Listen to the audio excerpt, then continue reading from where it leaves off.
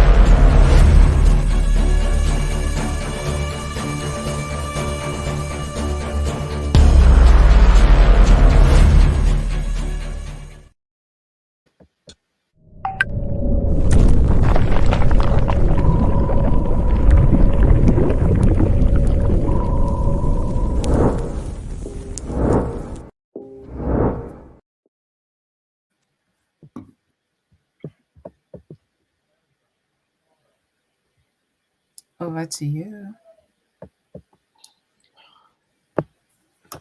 Good afternoon, good evening, good morning, wherever you are.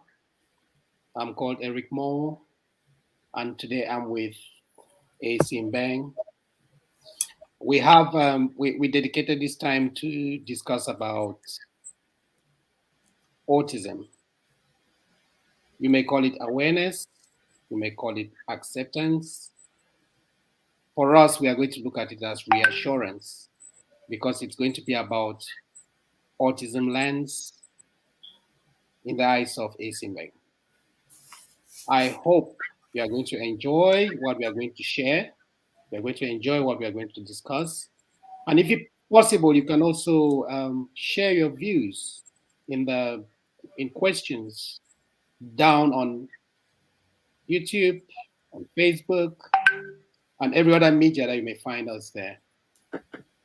So I would just like to ask the viewers that just be with us, bear with us, and share with us your time, your energy, and some of the surprises that we may get from you, or the surprises that you may get from us.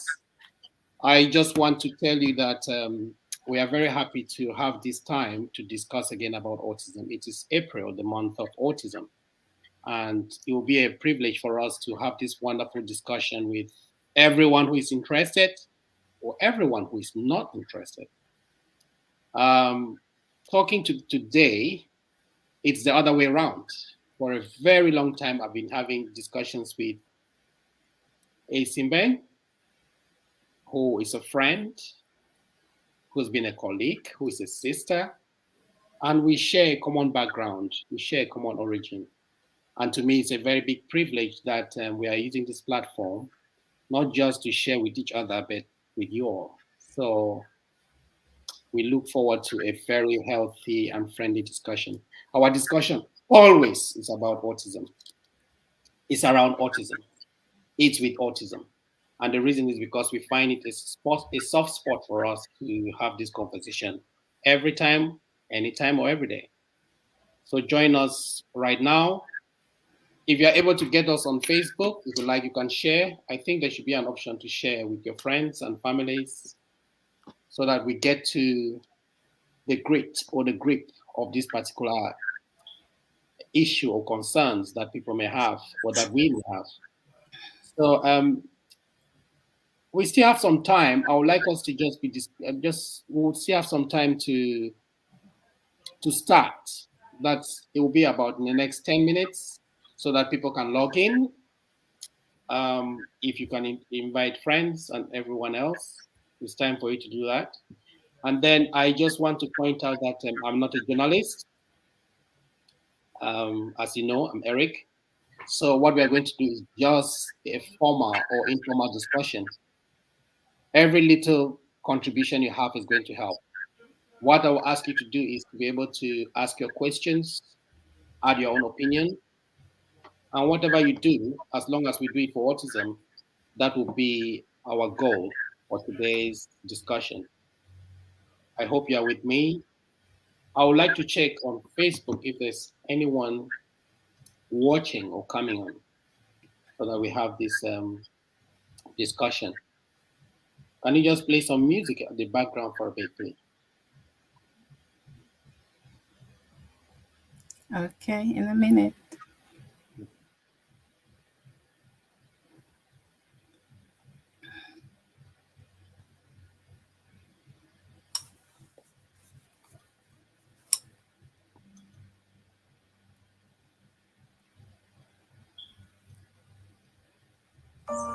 Part of the reason why I love being a psychic is that I get to help people.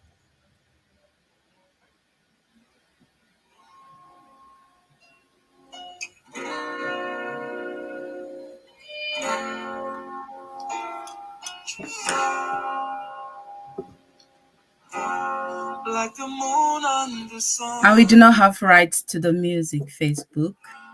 She is worth more than gold. Like the stars in the sky. She is worth more than diamond. She is worth more than silver.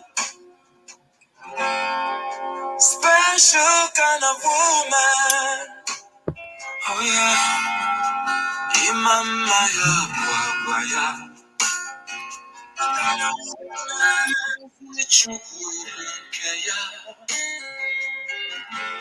She's a virtuous woman. Makanesi wanyi dioko. Oh yeah. Imama ya bwa ya. Yeah. Ngozi chukwu ya. Oh no. She's a virtuous woman. Makanesi wanyi dioko.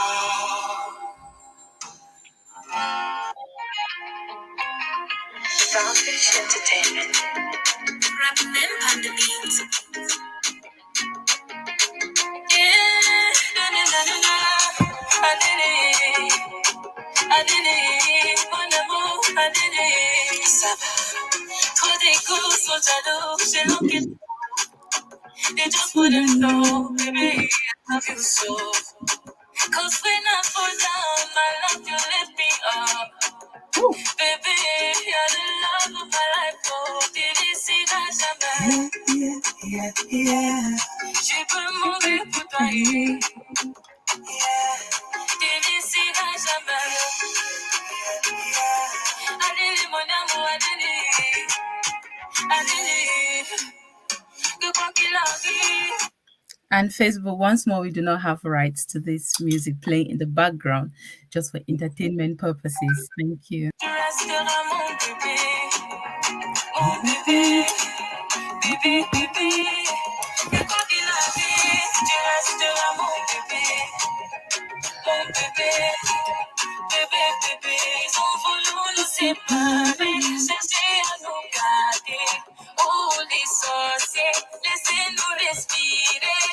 You in the top, pari paro, para pare.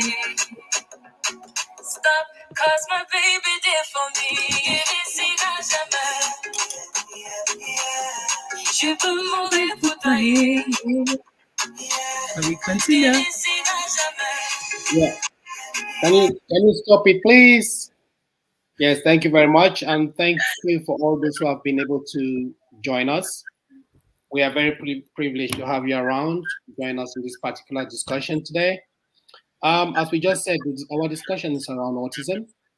This time it's a bit different because it's not about the science around autism, the science behind autism, research in autism.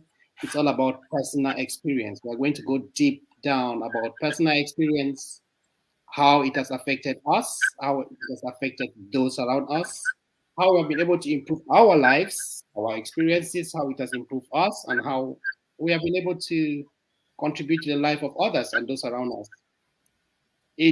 No one will be left behind, especially our families, friends, brothers, and sisters around the world.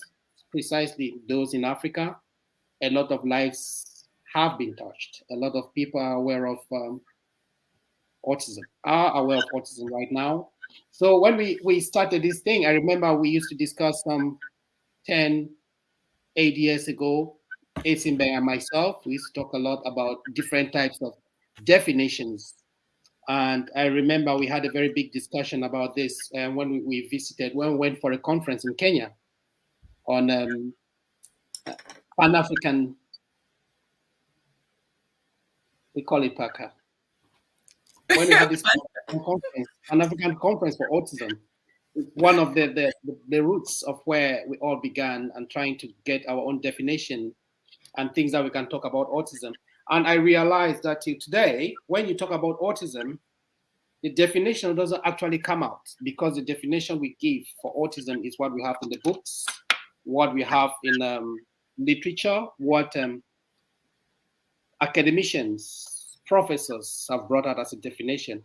But when you're talking about autism, the definition of autism from the perspective of a mom, someone who lives it, someone who works with it, someone who has taken it to be a living experience, we discover that the definition becomes easier, more familiar, and very easy and very common to deal with. So I'll just ask everyone if you can give us your time. I guess you're not going to miss out, but I think also your experiences of your own view of what autism is all about is going to count. So down at the bottom of the page in Facebook, you can always give your opinion, give your own definition, give your own life experiences, and we can always meet somewhere. So thank you very much. I'll use this opportunity now to welcome Mbeng. I just want to inform everyone that I'm using her platform. She's always the one running this thing, supporting everyone in everything, not just for autism, not just for awareness in this. She has talked about men. She has talked about difficulties people they have as with cancer. She has talked about women. She has just provided a platform to support the community. And I think I'm one of those who have benefited in this. So I would just like to give you an opportunity. First, I want you to just tell the world who you are.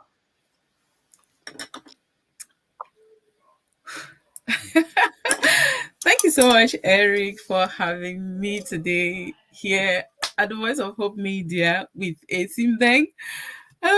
Yeah, like you said, I'm Mbeng, or you call me Clarice.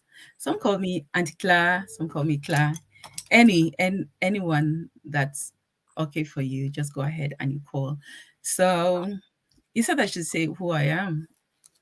Well, for the purposes of this discussion and for the purposes of this platform and every other thing that I do, both on social media and out of social media, I've kind of learned how to introduce myself, I mean, in a posh way, as other people do. So I'm A𝘂𝗍𝗄.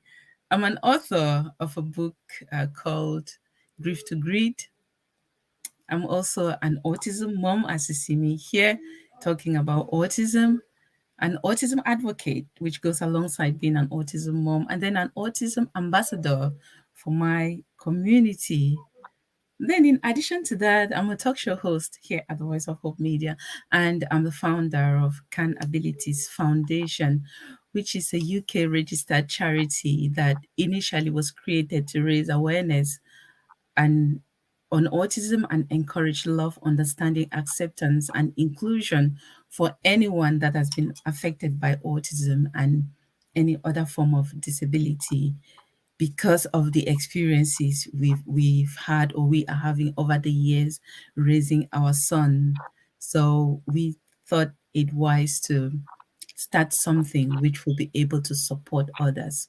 So for this charity, we don't only raise awareness, we also support families who have been affected by autism, and we also support individuals. Some of the support that we give as a mom, I encourage other parents. I share my experiences with them to give them hope, to know that there's someone else out there who gets it. So I also help them to be able to face those challenges that come with raising a child with autism or raising a child with any form of disability, so that they will not only face these challenges, but they will be able to thrive while facing these challenges, and also to know that it's not the end of the road having a child with a disability or having a child with autism. You can still thrive. You can still succeed with those challenges. You can still smile despite everything. So, in a nutshell, that's a little bit about me. Yeah, just to add more, I just want to ask you because really I've known you very well. I've known you for quite a long time, for a very long time. Yeah. I just want you to say something about your background. You know, I'll even like us to comment that the way we are dressed, we didn't plan to dress like this. Okay, we didn't. Okay, yes. Background, you mean in terms of origin, Yes, where you come from. education? Yeah, just Yeah, where you come from. okay. I'm originally from Cameroon, from Bamenda, precisely from Com Me too. and Njinikom. Then, to be very precise again, from Antenila. And Oh, that's good. if you're from Cameroon, you've heard of Com, you've heard of Nginicom before. It's Nginicom Intelligence. It's where they know the most intelligent men and women come from. And then it's where they know the most beautiful women come from, Nginicom and Tenila. So that's where I come from. So as you see, our what we are putting on actually is the traditional outfit from the Northwest Province. So you Thank you see so much. anyone wearing these colors, you know they are from the Northwest Province, and we love our culture. We like to represent our culture wherever we are. We are here based in the UK, but I can wear this 24 hours. I can wear this to church. I can wear this to a wedding. I can wear this to any event. We showcase our culture wherever we have the opportunity. So thank you for that. You're welcome, and thank you so much because it's same with me. I am very proud of my background, my family, my parents. And each time I'm out and about, I try to remind the world that I know where I come from. Mm. And if I was to speak to touch the hearts of my people is always where I come from. I would have loved to always speak Yeah. from that part of the world. So thank you so much. And if you notice, what is happening today is that we are basing our discussion around autism. Why do you have that as an interest? Okay. Before I answer that question, before that comes, because we are so proud of who we are. So let's just. Um,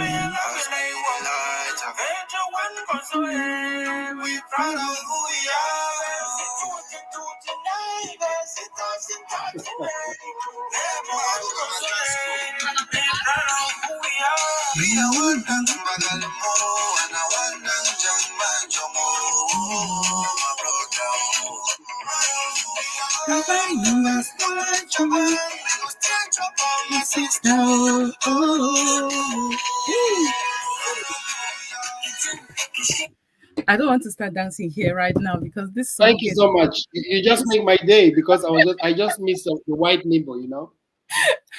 I've got mine Come here. Mm. So thank you so much. Why the interest in autism? Is that what you asked? Yes. Okay. The reason why I'm asking is that I know, but I don't want the viewers to assume why we are having this discussion. So I just want them Obvious, to be on the same page. Thank you. obviously, I had no before 2005. I had no idea about autism, and even before the experience, I heard it from a friend when I think I was barely about 4 or 5 months here in the UK. So I was speaking with a friend, and I was interested in what she's doing for a living. So she said she works with people, with individuals who are autistic, and So when I heard the word autistic, I instantly thought, oh, is it something to do with hearing? Because you have that O, that AU, sounds a little bit like Yeah. auditory. Audit.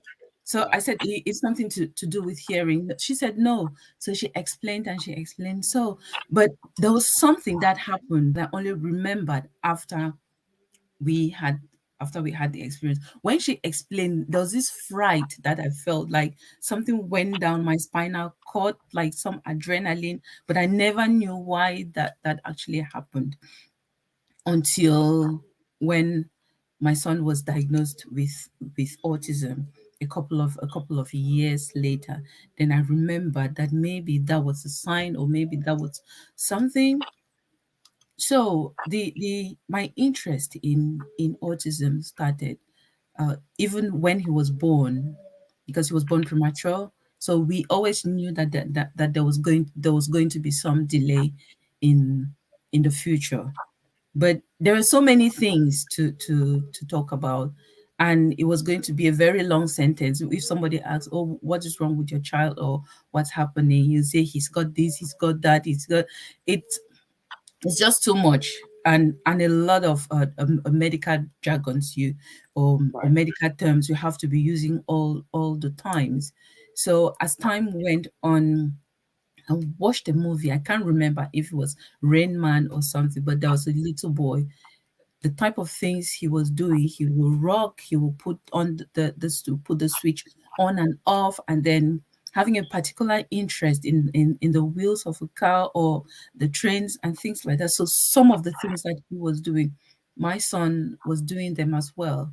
So I said to myself, I think there is more to him just having the other names that they've already given him, and there's something. So, and they had mentioned autism in the movie.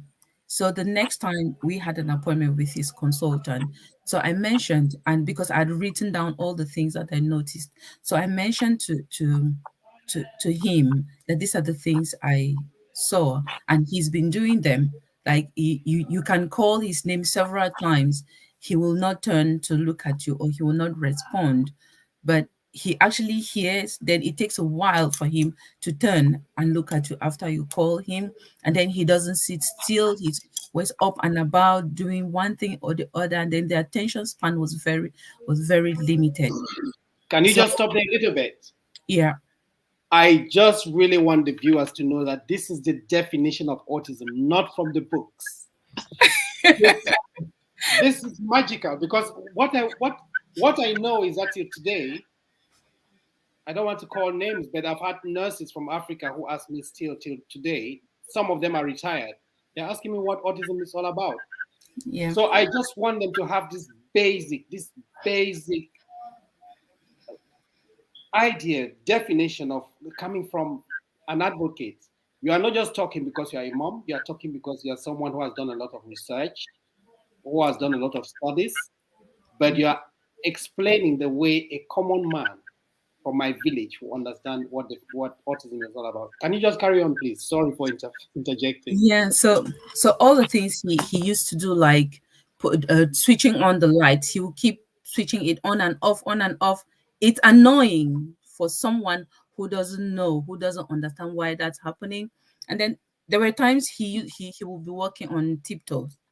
You call him, he doesn't respond immediately, or you ask him to Right. to do something, he wouldn't do it. People who do not understand will say this child is very stubborn.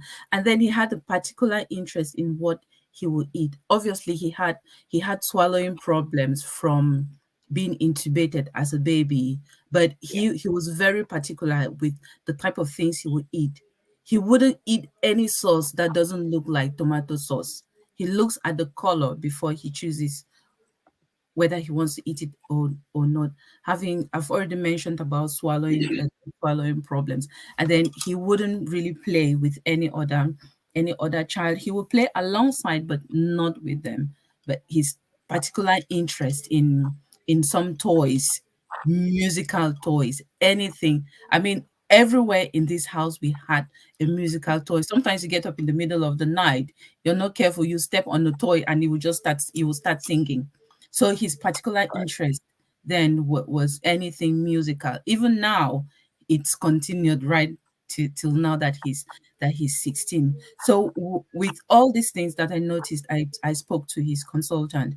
Then, because he was already under the care of a pediatrician, or under the care of a consultant, and they had already done the multidisciplinary team where they come together with the educational psychologists and things, because he already had some form of a delay, so they had already done that assessment for him to be in a special needs school.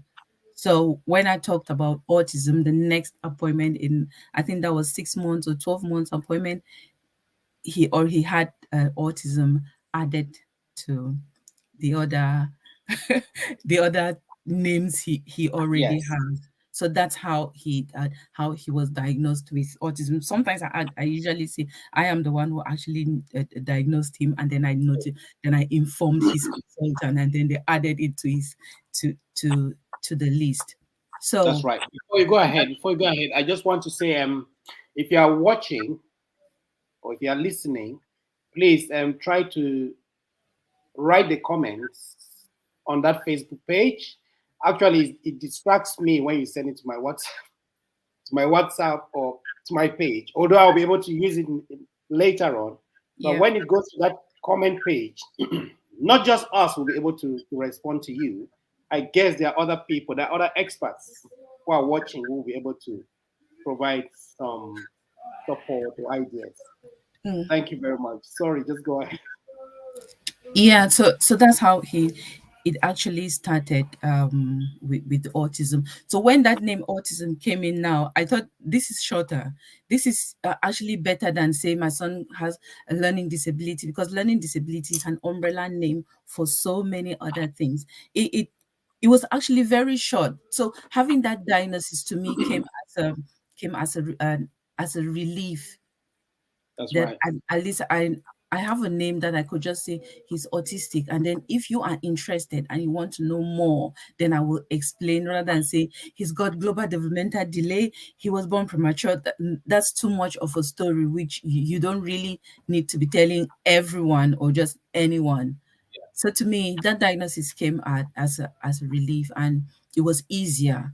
And since then, it has been easier really to actually explain to someone what it is. And then autism being an invisible neurological condition, it makes it very difficult for people to understand or to know, because they look at your child, he looks normal. Because when you say he's got a disability, there's that tendency that people will ask, Yeah, but he looks okay. that's right. Yes, so many autistic children will look okay, will look normal, until you start interacting with them, until you start communicating with them, until a behavior portrays itself, maybe because of something that has happened, and then a certain behavior will come on. Then you'll start thinking that there is something more to this child than just the physical. Because Oh, autism is not a physical condition. It may be physical when there are other comorbidities, when there that's are right. other Thank you so much. occurring conditions, and then you can actually look at the child and guess that Yeah. maybe there's something wrong with the child, or that he has some additional needs. I would really like to add to that because I say this every year that autism is not an illness. It's not an illness. The person is not sick, and because of that, I always want to point out that they don't need some treatment.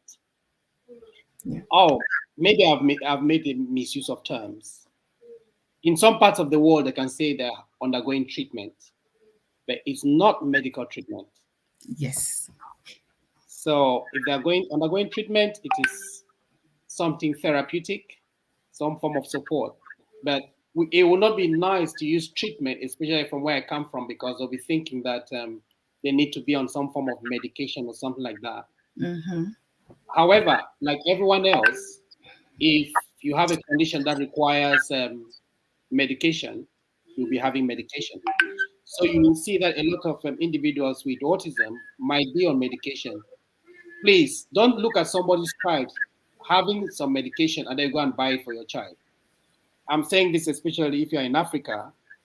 Don't call someone and ask for the medication that some other child is taking and then you start taking it. We don't do medications with autism. It's not an illness. Yeah. It's just a condition which needs therapeutic support. Mm-hmm. So I really like that perspective of how you look at it.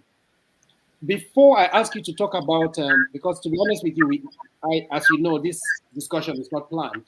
My reason why it's not planned is because I need it to be some informal type of discussion that can help parents.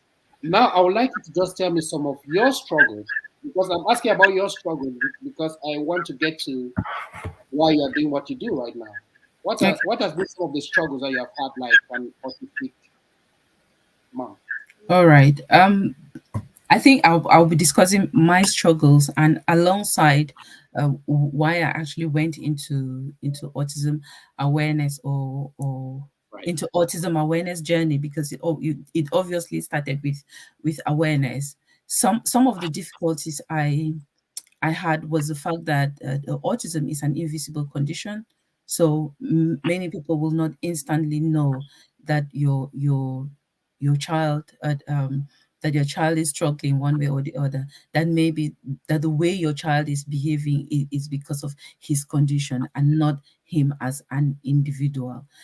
I had in the past I had situations where we will go for events, Cameroonians and parties and the rest. And I've never been that person who will want to leave my child behind and go to an event because I want to go enjoy myself and want a me picking disturb me. I've never been that type of a parent. If it's an event that children have to go, I go with them unless they specify that it's adults only. All right, then I can look for a babysitter, or if there is no babysitter, I won't attend because I cannot kill myself. So Yeah. one of the difficulties I had was the fact that we go to events, and then the looks, the whispers from adults, looks from children. Children, it's understandable because they are quite ignorant. They don't understand. So many children will come up to me and some kind of complain that, why, and auntie, I'm trying to talk to Lesra, and Lesra is not responding, trying to play with him. He doesn't want to share his toy. So those were some of their concerns. And then with the part of adults, there were occasions where people will literally leave a table that I'm seated at with my child. There were situations where next door neighbor, or a person in the community whom you call a friend, will be having a birthday party for the child.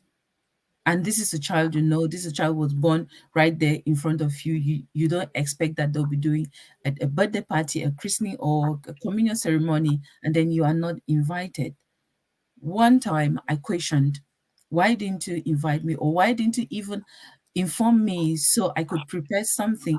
Oh, Clarice, don't worry. We didn't want to worry you because we know your hands are already too full. So there was this constant statement, your hands and over flop, your hands are already too Yeah. full. So which means because you have a child with autism, have a child with a disability, so you should not be included in any of these activities because your hands are already too full.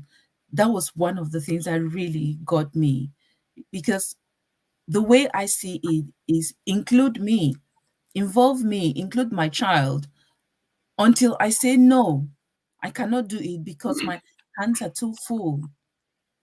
And then with the fact that at the beginning, as a parent, as a new parent, you struggle as well.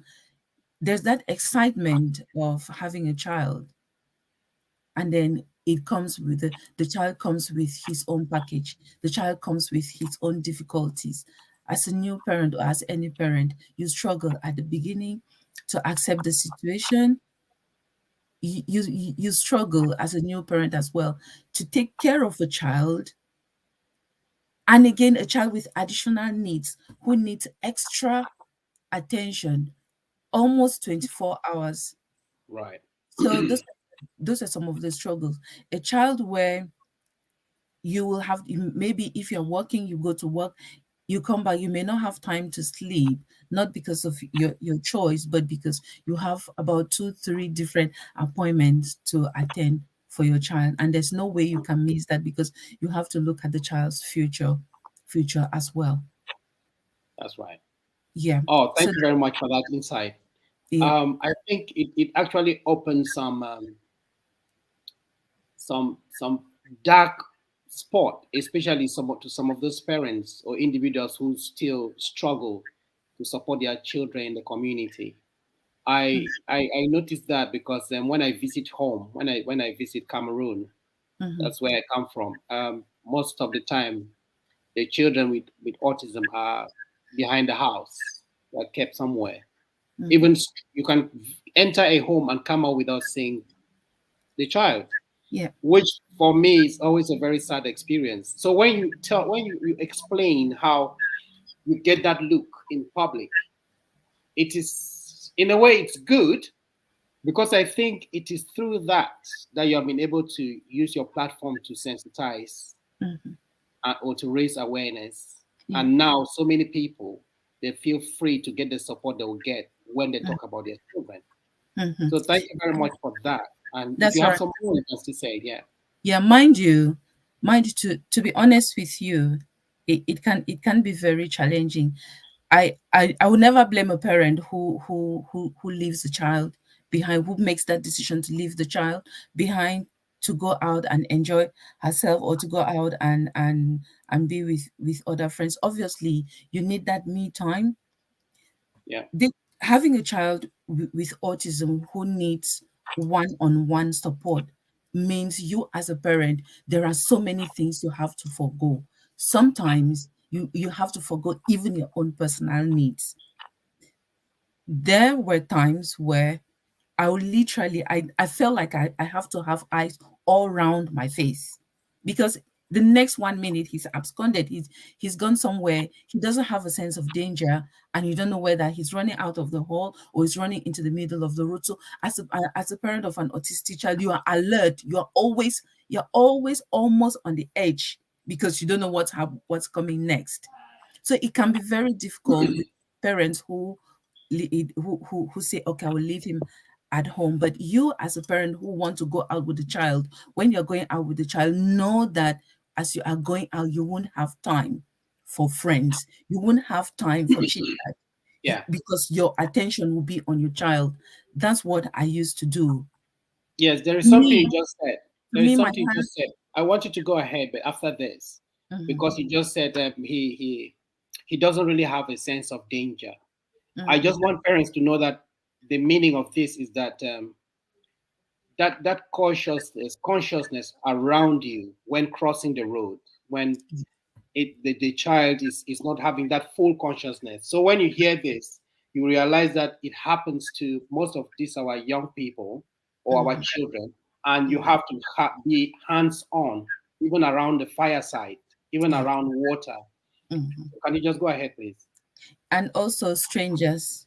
Yeah, You have people who abduct, who take children away. So children with autism are very likely to be taken away by strangers, because sometimes they can't tell the difference between their parents and uncles, aunties, and a stranger. And at times they can easily go with someone who has their favorite toy, or their favorite sweet, or their favorite thing. yeah, So what I was actually saying is, as a parent of a child who struggles, or who is autistic, and also doesn't have that sense of danger, or that awareness of people around, and around him or her, they can easily bump into someone, and the other person takes offense if they don't know. So you as a parent, you have to be guiding, like guide, hold the hand, this way, because that's what we do even in the shopping center.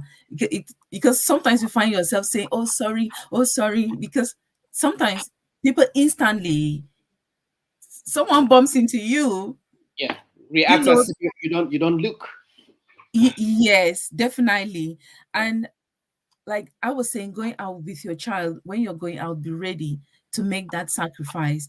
Unfortunately, not everyone around you understands that you are not, you want to be present, you want to be there in that event, at that event, but at the same time, you may not have time to interact. Sometimes even saying hello or greeting someone, you are being pulled to the other hand, and then you're shaking hands with another person, and then you're being pulled to Yeah. to do something. It can be frustrating for someone who doesn't have patience, or for a Okay. parent who is not patient enough. Yeah. Just to say something. You mentioned the difficulty they get around strangers Mm-hmm, or around different people. I once did a research on Black children and autism, mm-hmm, and the experience is quite interesting. If you know Black children in the UK, mm-hmm. every Black child, when you see a Black adult, you call them auntie or uncle. Yeah. Black children in the UK, they do that. They give a lot of respect to. Surprisingly, with autistic children, every adult, Black, as long as the child is Black, when they see any adult Black, they call them auntie or uncle. But when Mm-hmm. they see another color, they call you by your name. I don't know if you have noticed that, but that's Yes. a very fascinating experience, which it shows that they just they just value us the way we value them. That is the life Mm-hmm. lessons we have taught them. At home, we keep Yeah. saying, "Oh, this is uncle this is auntie this," so they look Mm-hmm. at us adults like aunties and uncles. Mm-hmm. However, when they go to the community or in school, they don't do that to their teachers or Mm-hmm. other adults. They call them by name. But when they see an adult teaching assistant who is Black, they still Mm-hmm. say auntie, uncle. Mm-hmm. That's Mm-hmm. very interesting. So I just wanted to mention that and to make the viewers know that this particular field, you need a lot of patience. Otherwise, you misinterpret, misunderstand the child, add your own names or label to what the world is. They have given them, and if they were having badges the way the military have, they would have had it everywhere because they Yeah. are having one label, they're not another, and then we add ours. So just to Mm-hmm. tell you that there is more to their behavior and their way of life than what we talk about. Yeah. Yeah, So yeah, there's more to their behavior. That there's more to everything about them. Only when you look beyond that condition, when you look beyond that autism and see the yeah, child that's autistic, and then you try and make a difference between the child's autism and the child, then yeah, it is at that point that you start to accept, because you are already understanding. You start to accept and you start to include that child in other activities, because at the back of your mind, you know that under normal circumstances, he or she will not behave the way he does. So was because of these difficulties, some of these challenges in the communities, or as an individual, as a parent trying to understand, and then obviously going through the stages of grief, where you have that denial, yet at some point you are angry with yourself, and then you have that bargaining. Please, God, if you can just make this child just talk, just say a sentence, I will praise you, worship you for the rest of my life. And then depression kicks in before you get to that acceptance. So all this journey and all these difficulties, at some point, I actually said, because even before then, I realized that I was getting really worked up. I think I was getting quite a lot of enemies. I was making quite a good yeah. number of them. Those who didn't understand why Clara will go for an event and um she's not involved. 100% involved. Yeah, she's not 100% involved. People will not understand why they're clearing the hall and I'm not helping him to clear the hall, or trying to set up the table, and I'm not helping to set up the table. By the time I hold one chair, the Yeah, guy is already off somewhere, and I have to run after him. Like he has always been my priority right. wherever we go, whatever we are doing, because at the end of the day, if an accident occurs, if something happens, it it's down to me. If something happens, then I may have to struggle a little bit more in the long run. So when I realized that I was getting too worked up and it wasn't helping myself, it wasn't helping anyone, it wasn't helping my son as well, I had to reverse the situation. I literally had to ask God, please, I don't know what you want me to do with this experience, with this. I can't hold it anymore. There should be something. And then I once spoke with one medical doctor. So he's quite religious, and he said to me, your experiences, God didn't give it to you for nothing. God wants you to use your voice, because I think you have a very powerful voice. This was in 2014. He said you have a very powerful voice, and there are so many families out there who will benefit from your voice. So if you look at it that way, it's really going to be very helpful or beneficial, not only for you, but for your child, for your family, and other people out there. Then I also realized how ignorant many people still are. So I said, I will start with awareness. Yeah. And that's how it started. Children, there were children who would describe him as being, that hand being mad. Okay, thank you. I just wanted to, before you carry on, I really like to you to move towards the direction of how you started supporting others. I don't know, is it okay do you have some pictures, some videos that you want to present, and then we talk about it later on? Okay, yeah. Let me just get this video, and then we just watch. It's just a collection of photos which I've made into a video of some of the activities, some of the support I've given individuals, both here, children, adults here in the UK and back in Cameroon. So I'll just share it now.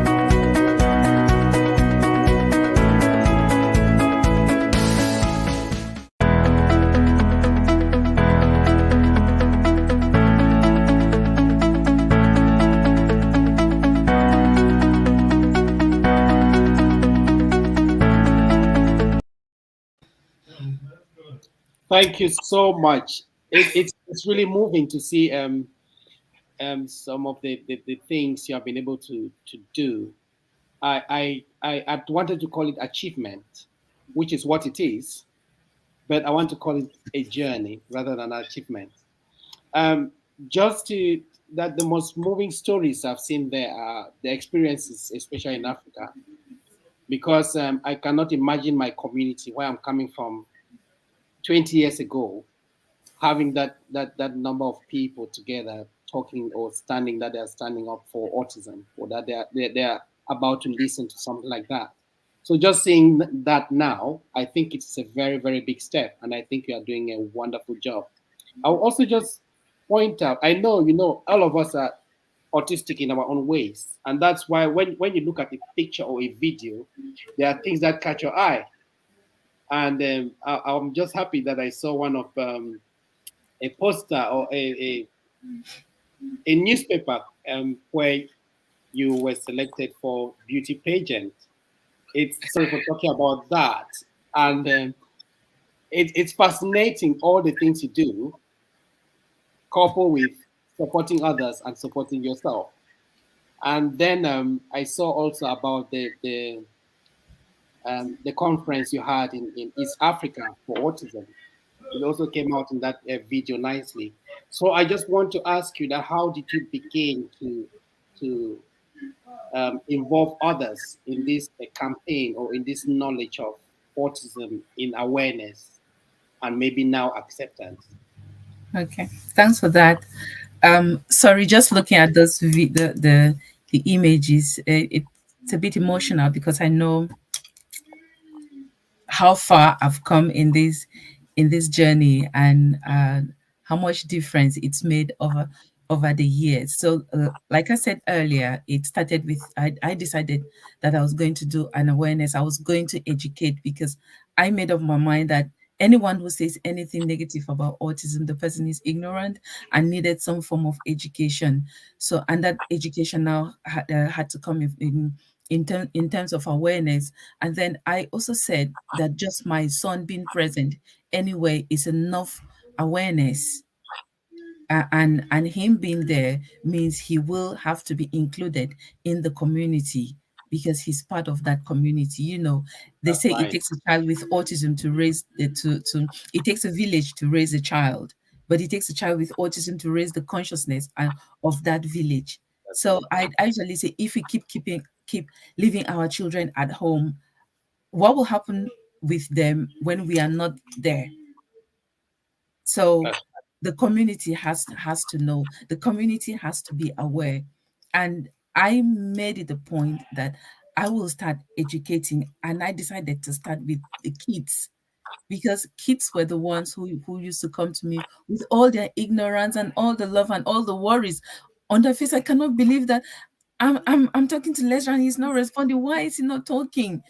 Then I you overhear two children discussing their brother or their cousin, and I don't understand why he's not talking. He's only making noises. And then another one will say, maybe God made him that way. So I said, if adults now are still this ignorant about this condition, what will become of our children when they become adults? So right. it was then that I decided I'll start with the children so that by the time they become adults, the level of ignorance about autism, about any other condition out there will not be as huge as it is now. So as you've seen from some of those images, that there were about 2-year-olds, 3-year-olds, and they used to absolutely love it. So what I did was I would just take autism and make it as an acronym. What is Yeah. autism? Autism is who is somebody with autism is, or it's awesome. Then they'll say somebody with autism is unique, is talented, is intelligent, and they really loved it. I'll just put those in papers and they'll line up at every event that we went to. I just needed to speak to the host. Please, can you give me a few minutes? Can you excuse me with your child? Would you like your child to be part of this? And some of the parents were really happy to get their children involved. And then some of them as well, they were still struggling to read. And then I'll literally stand there with a mic and then I'll whisper the word in their ear and then they will. So that's how we started with children. And again, one child once described my son as he's running up and down like a lunatic. And he was actually saying it to his dad. And his dad didn't say anything about it. I was hurt. But Yeah. because I had decided not to get angry anymore, that was to me, that was another point to continue my awareness journey. So I said, anywhere I go, I will always ask for 2 minutes, 3 minutes to say something about autism and then to point out that there are children in here. There's a child in here who is autistic, and this is how it affects. If you've seen one little boy running up and down, or maybe he's bumped into you or has pushed your drink or has poured your drink, that's my child and he's autistic. So that's how we started, and we kept going, involving other people. So I said, because I come from Cameroon, then when you look back, we remember all those children being called Christine Ngombe back home. We remember all of them. And then we even remember some in our classes where you used to wonder why in a maths class, it's a simple math problem. You are looking at that person, you're wondering why how come you don't understand that? How come you didn't have the answer? But when you're looking further, and then because of the knowledge that we already have now, you start thinking maybe there was a problem, maybe there was maybe autism or dyslexia or other learning difficulties. So, and then I started speaking as well, contacting other parents back home, and then talking as well on social media. One of my reasons to talk on social media was to create that awareness, to encourage people to make other parents feel that they are not alone, and to give them hope, and also to let them know that your child is not to be left in the house. You cannot be posting a photo of yourself and your other children on social media, and that one little one, that one with autism, is not there. That one with a disability is not amongst those photos. I can name so many from when I started where they could not post a full photo of their child or of themselves with a disability on social media.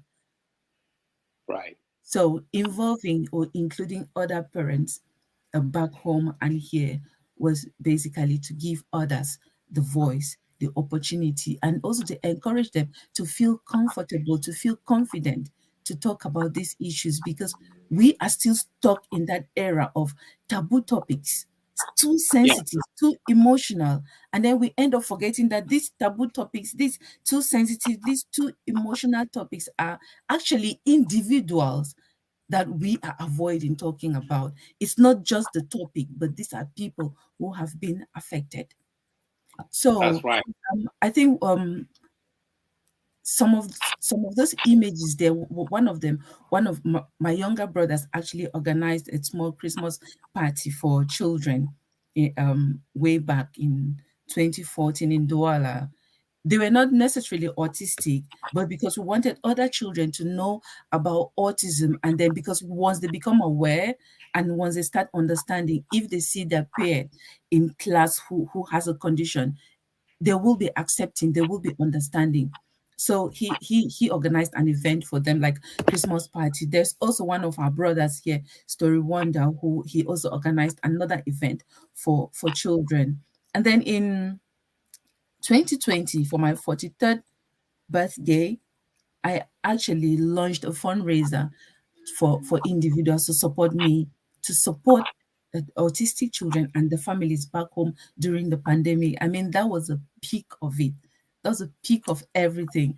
And my team, my guys in Cameroon, they did an amazing job because they supported children in Bamenda, in Com, Yeah. in Fundo, in Douala, and in Yaoundé as well. I, And I, I really want you to do me a favor.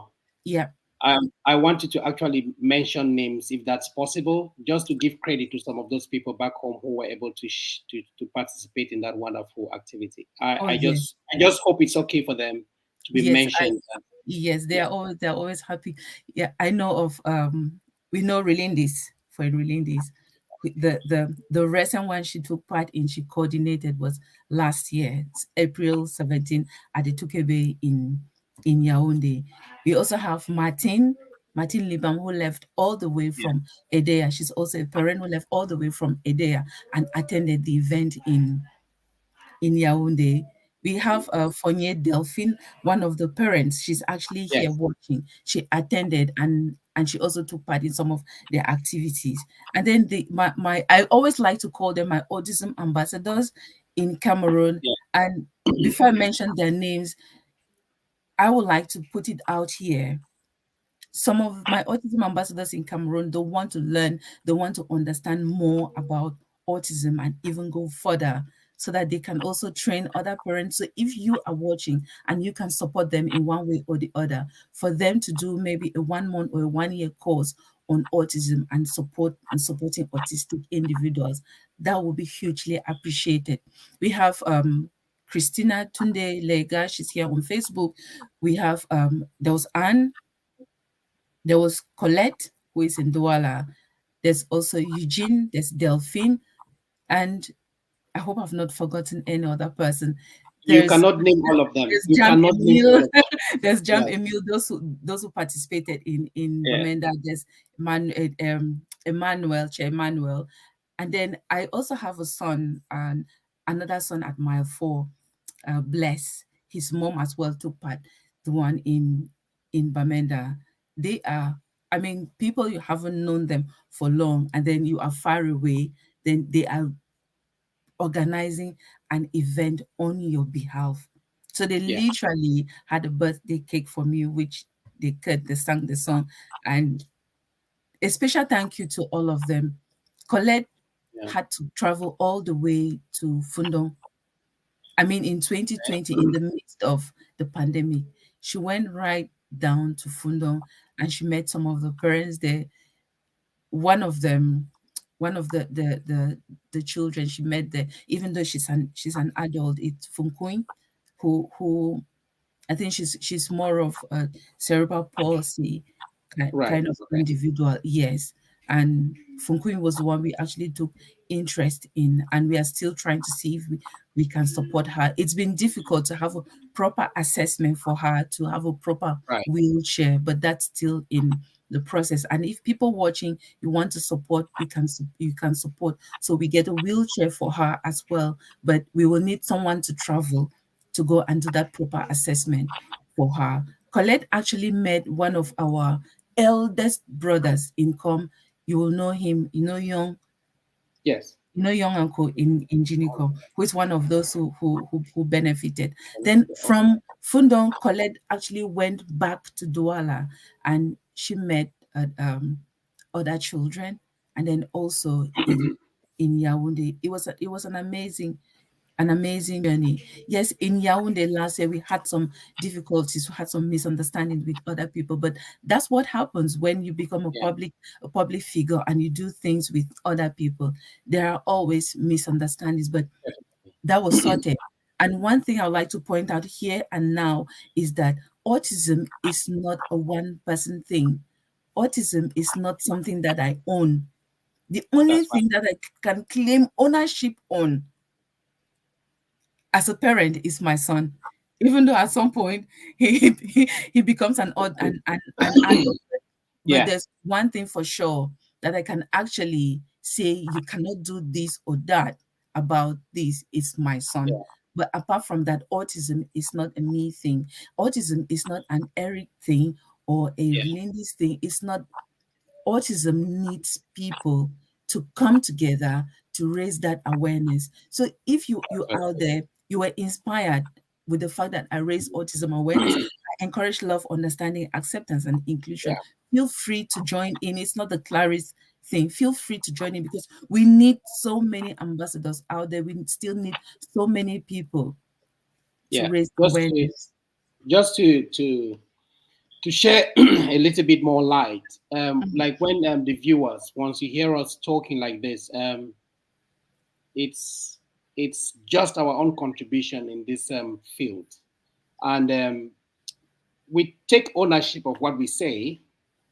But when you listen to it, you make your own judgments. You take your own decisions, and that is why when I began by talking about autism is not an illness; it's a condition. You don't have to take it. You don't have to take it.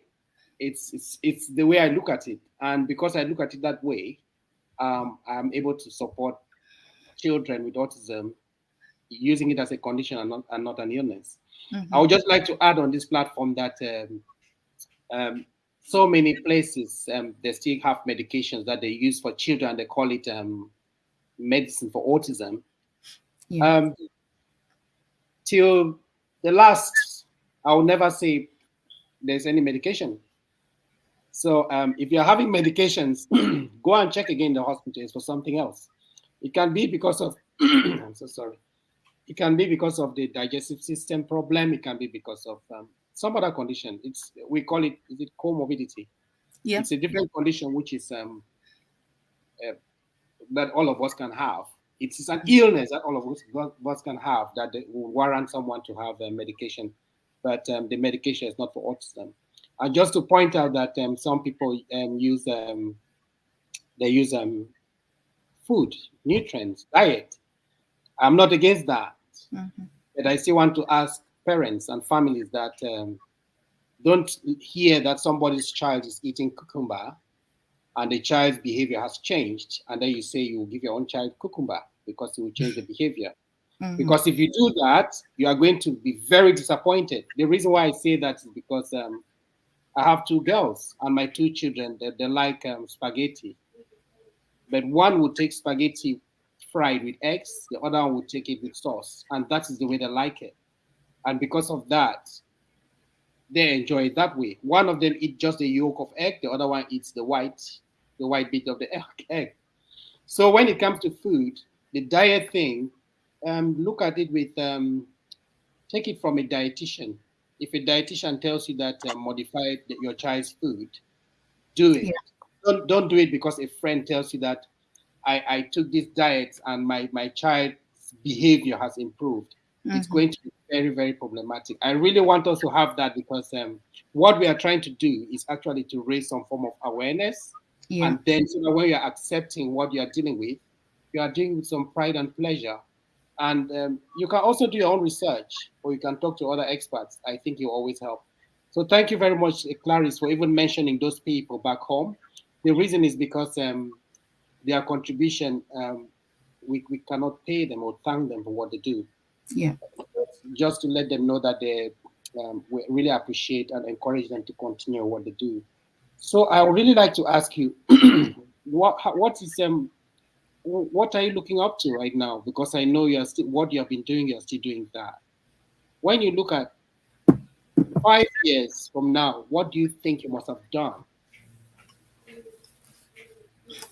I know because we didn't plan this thing and we're just discussing. I really want you to look at what you have achieved now, which you have done within a very, very short time. It means maybe 5 years from now, there is something you are thinking that you really want to have happened because of your platform, because of your support network, because of your system. So is there something you can say about that? Yeah, sure. If I could just click my hand like this and do that magic, right? All of us from this social media, all of us parents, all teachers, and all our autistic children will be under one roof, having a time of our lives, having an event. I don't know what the nature of the event will be, but it will be something very, very inclusive, where every parent will be holding their child by their hand and being very proud. That's right. Not proud of their child because of their child's autism, right? But being proud that this is my child. This is the stage I am now. I am at that acceptance stage. That's right. I am at that stage of embracing my journey, embracing my child, and then embracing myself as a parent, and that this is where I am. And yeah, there's a question. There's a question. Somebody is just asking that: what advice will you give a parent whose child has just been diagnosed with autism? Because it is one of the most difficult things that can happen to a parent. Good. I'm not going to name the name. Just that's okay. There's a lot that we can do. There's a lot that parents can do. Unfortunately, because when this happens, it comes to you as a shock. Right. You know how COVID came. It shocked us. We panicked. We were in fear, right? We were in denial. That's similar to what happens when you are given that autism diagnosis. We are shocked. We get into that mode, and then we panic, and then we deny. It cannot be my child. It cannot be. No, it may be something else, which is why at some point parents will always go to seek for second opinion, third opinions, and things like that. That's normal. That's the journey. Those are the stages of grief that we go through. But because I am at this stage of acceptance and I've embraced the journey, I know exactly what we can do. As a parent, be calm when they give you that. Oftentimes, they just give you that label. I will put it that way, but they Yeah. just give you that diagnosis, and That's then right. there's nothing else. You carry your picking goat and for house. That It, is it. you're picking There's me nothing autistic. else.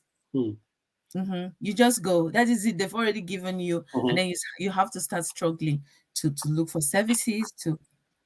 But as a parent, once they land you that diagnosis in your hands, be calm. That is actually Thank the you very much. beginning of a journey. But if any parent is honest, before that final diagnosis came in, there would have been that voice, that Yes. something is saying that there's Something is wrong. something wrong, there's something not right somewhere. Sometimes some parents act upon those instincts. Some don't want to act because they are afraid of the outcome. And then Right. because we put that fear at the forefront, we keep delaying, we keep delaying. But once you are calm, Yeah. when they've given you that diagnosis, you are calm because you want to understand the journey, because you want to understand yourself, and most importantly, you want to understand your child. That's right. Autism is something which not everyone knows, and most parents who have this diagnosis, they had not studied, they had not read about autism. So get your books together, start reading. You don't necessarily have to go to school or go for formal studies to learn about autism, Yeah. but you can read about autism, how it generally affects individuals, because they say no two autistic individuals are the same. You may call me because I've got a child with autism. I will give you the experiences with my child. I will tell you how it's affecting him. It does not necessarily mean that that's the same way autism is going to affect your child. We all know that some autistic individuals do not speak. Yeah. Some speak repeatedly. Some can talk non-stop. So I think someone actually told me that she never knew that there are some autistic individuals who don't talk. So autism, when you are studying about autism, you have to bear in mind that autism affects individuals differently, and speak with other parents who have the experience. Seek support around you. Ask if you're in the UK, or maybe in Cameroon. There are so many other parents or so many support groups. In the UK, there are support groups of parents with autistic children. Yeah. You try and join even online groups, and then you can actually open up to someone you trust, That's maybe right. a friend, maybe a close friend, maybe a close family member. You explain to them. One of the difficulties I had was the fact that I said to myself, it's none of someone's business. I don't really need to be explaining to everyone. At some point, it is necessary to explain to someone. It's necessary to tell another person that this is what your child is going through, because it will help them to be able to support you. Because if they do not know what your child is going through or what you're going through, they may not be able to support you. So opening up to another person. And then another thing that we struggle as parents as well is to ask for help when you're struggling. Please, Yeah. that was my most difficult. I put on this superwoman hat, and I just kept going. But there's something burn out in the end. Yeah. And as you're parenting your child, you're not getting younger, you're getting older, and burnout is on its way if you want to do everything all by yourself. So if you have that opportunity to ask for help, ask for it, seek for help. Somebody offers to help you, say yes. Okay, if somebody says, "Can I help you in any way?" Say yes, please. 1 hour, 2 hours, let me sleep, let me run and do something for myself. Come and babysit my child. If that person comes, explain to them how they can support your child. Because Right. one of the things that we fear, that we are not comfortable getting another person, is because we don't know how they are going to handle our children. But if That's you, right. the parent, being the expert, of your child, if you explain to them, I mean, even practically, let them spend a day with you and see how you support your child, then they'll learn. So those are some of the things that you can do if you've been given that diagnosis. But first of all, try and understand your child, understand the condition, and then understand how it affects your child as an individual.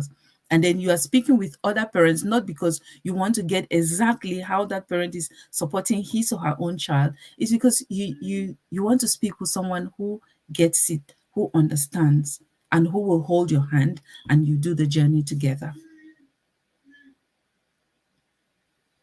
Thank you so much. I would just like us to be able to appreciate those who are watching us, who are getting this information, those who have been able to share. And I hope somehow, somewhere, we are getting somewhere with the discussion we are having. I just want to say we'll be rounding up very shortly. But before we round up, there are some questions that I've asked. I think you have answered this before in your platform. Somebody asking a child who is autistic, who is not talking, is a child going to talk? So I would just like a parent to hear your view. Is the Okay. child going to talk in the future? Yes, I will only speak from the point of view of a parent who has a 16-year-old that's it's still not yet verbal. Who doesn't have speech. I can't say yes or no. I can't say he will one day speak, and I can't say no, he's never going to speak, because children develop differently at different stages, and children do have support, especially with speech and language therapy.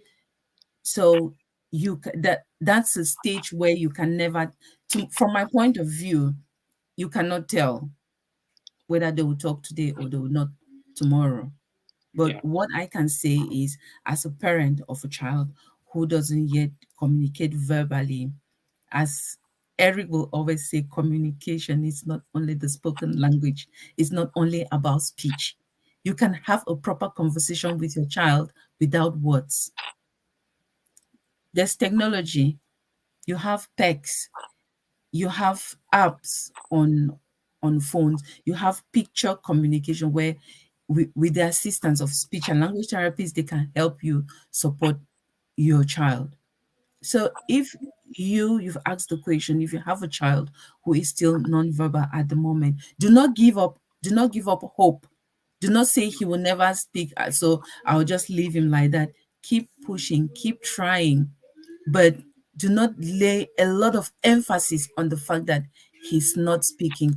Do not spend do not spend a night without proper sleep because you are worried that your child doesn't speak. Rather, use what you have available at your disposal to support the child, so that he should be able to communicate the best way he can.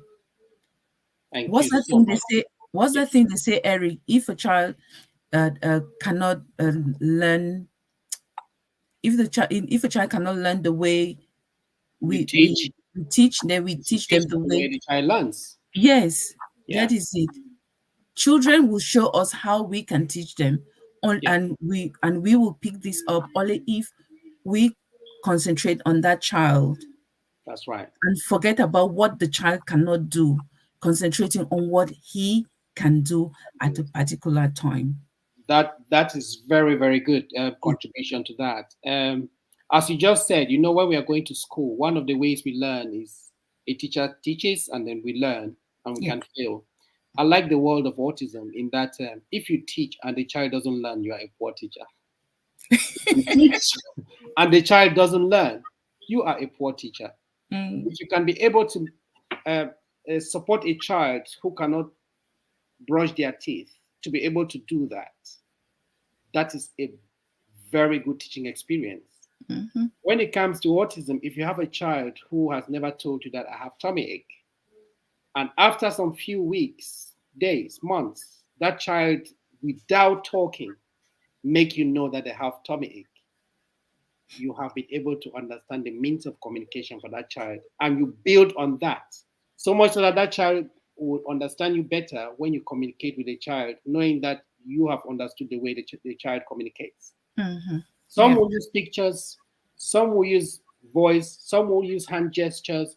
No matter how they communicate. Who told you that to communicate you have to use your voice? Society. Yeah. So communication is not about the voice. It's about understanding. If I talk and you understand, and you talk, I understand, then we are good to go. I come from Cameroon, I come from Africa, and I want to tell you that I'm a Catholic as well. When you realize a priest in church giving a sermon, talking in church, you see them making hand gestures. I want you one day to watch a video of someone talking in church, making hand gestures. Sometimes you see they say you are going left and right. You discover that when you are doing this, if an individual in that church who is deaf is thinking that you are talking about a fish. When you are making your hand gesture, an autistic young person, when they see the hand like this, they think you are talking about a tree. Mm-hmm. You know, so what I just want to say is that our communication, if we learn how to communicate, we get more of the crowd. Yeah. So what I was just thinking is that when somebody is talking about communication, don't limit yourself or your child to, I want him or her to be able to call me mommy. Think outside the box. Mm-hmm. Can that child lock the door? Can that child walk across the road from this side to that side safe? If you succeed in putting that child to cross the road with you 1, 2, 3, 10 times, and then you realize that after a week, the child can stand by the roadside, look left and right, and then cross the road. Give yourself a medal. That's a milestone. So the milestones will be looked at differently. Don't look at the books of what it says human milestones are. Thank you so much for that contribution. I just want you to just talk the last one because some other person is asking about how do you advise families, man and wife, to cope in supporting their child with autism? This one for me is a very good question to you, which somebody has just sent. And the reason why I call it a very good question is because you are a married lady, so you are living with your family, your husband and children. So this is from a mom saying that how can you cope with the family taking care of a child with autism as husband and wife, and maybe if you have siblings, if they have siblings as well. Yes. Thanks so much for that.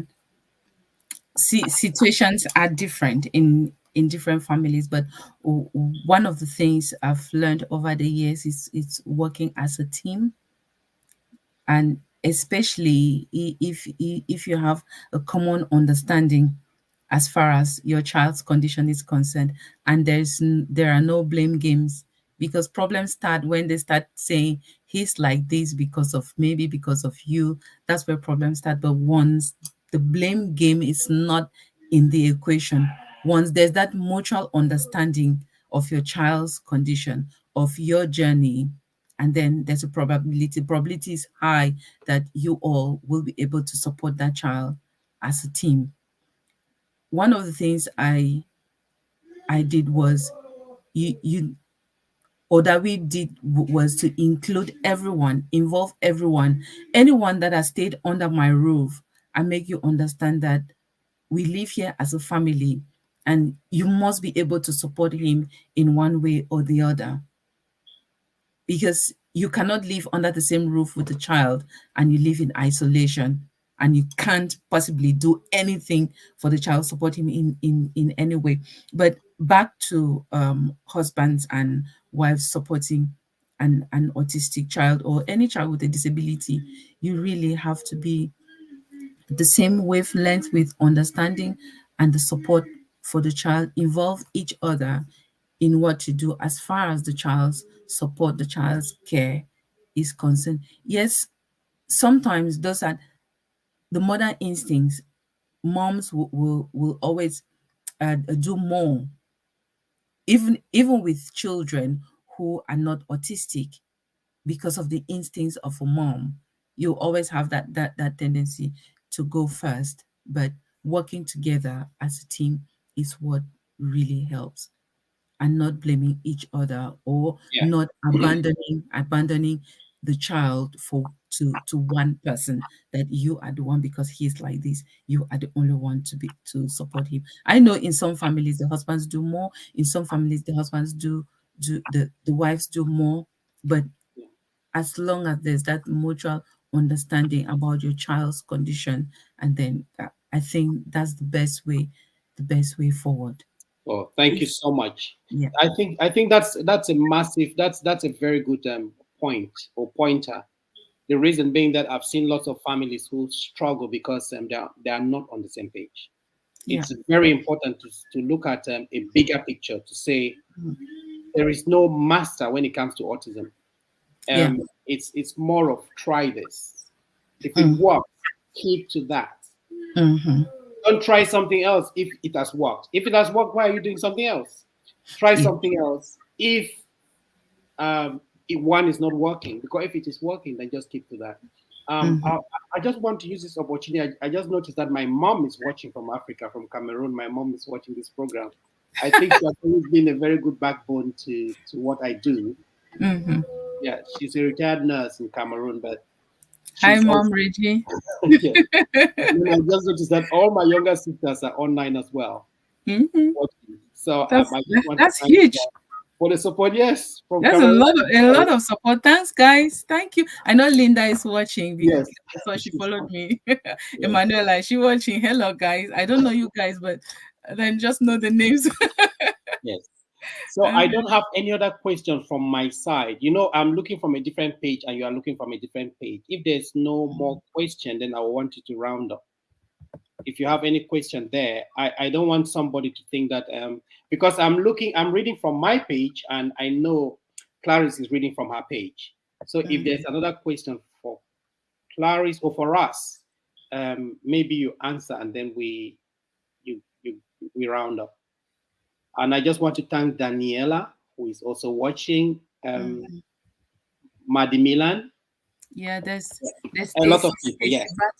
There's Stacy. She said parents have the power to make a difference. Absolutely right. Yeah. If while we are waiting for questions, I would just like to say a few things on self-care for parents of children with that's very important. Or children with special needs. And when you talk about that, once you talk about self-care, I would like you to spend 2 minutes to talk about coping with the child with autism during the pandemic. Okay. I'm just saying that because it seems it's not like the pandemic is past. We are still living it. You can just say the self-care thing and then you go to the pandemic. Thank you. Okay. So self-care is one of the things I neglected. And I know I'm not alone. Maybe I didn't even know what self-care is, how to take care of your own self while taking care of your child. At some point, I think I just felt like I just have to keep going, just keep going and going and going. Whew. But as I mentioned earlier, there's that special needs burnout at the end of the road where it hits you bad. It hits you really hard. Yeah. But at some point, as a parent of a child with autism, you need to take a step back. And some of the things you can do for your self-care is just being able to ask for help. Just ask, can you help me with this or that? Or if somebody offers to help you, just say, please, thank you, and accept it as soon as it is coming your way. There's this thing about autism, about oxygen mask. You have to put your mask on first, before you support that individual. You can't be dying and going breathless because you don't have oxygen on and you're struggling to put oxygen onto another person. It doesn't work. So which means you have to be up, active and strong and healthy so as to be able to take care of your child. So parents of autistic children, please, self-care is very important. Remember, self-care is not being selfish.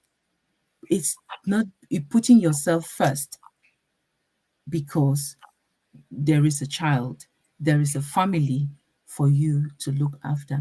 And self-care is not luxury. It's not expensive.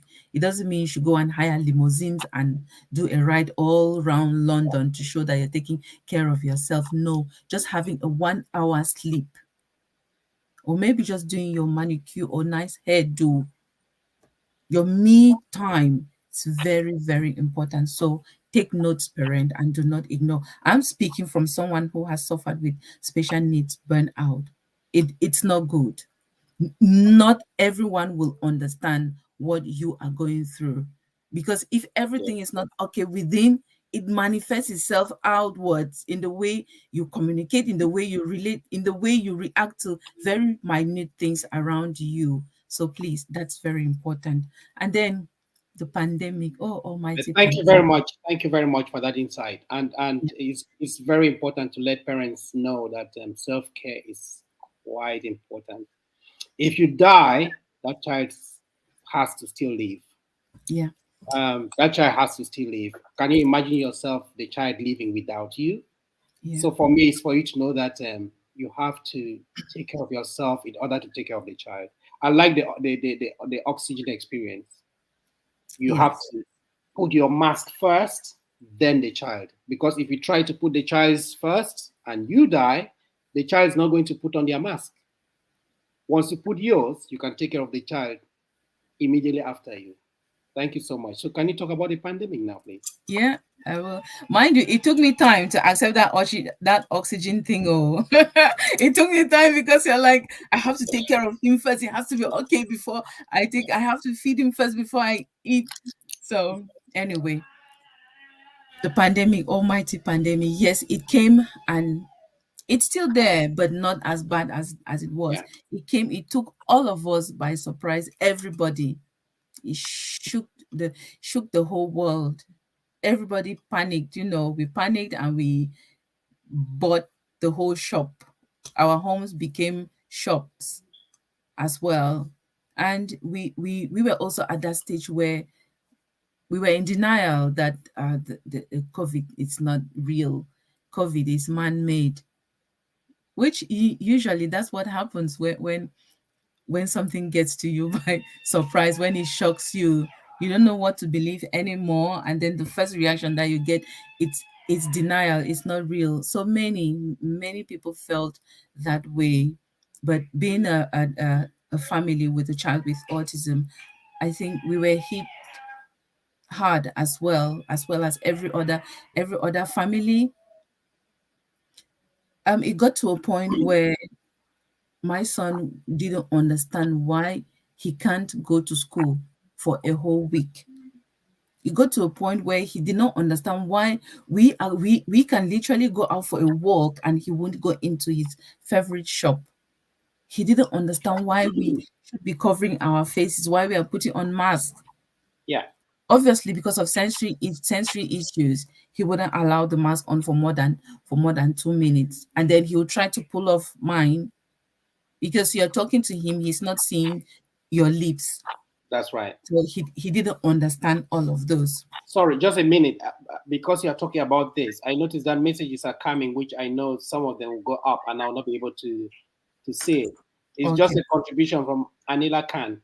Mm-hmm. That culture is playing important role in raising the child, and the level of support they get is very important too. Yeah. I would just like to appreciate some of these contributions because it is quite Yeah. crucial. Yeah. Mm-hmm. Thank you, Anila. Thank you so much. And someone, G. Pierre Yeah. Deschamps, he said très belle contribution sur l'appréhension de la notion de communication. Yes. And Stacy says parents have the power to make a difference. Yeah. This is very important. Mm-hmm. And Jimado says there's nothing wrong in seeking help.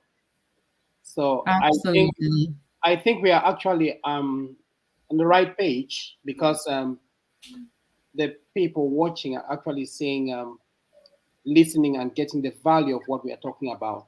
Yes. However, I just want anybody, if you have concerns or things like that, know that we are here to learn. It's always Yeah. a learning platform. If there's anything, we can always. So can you just go ahead, please? Sorry for the interjection.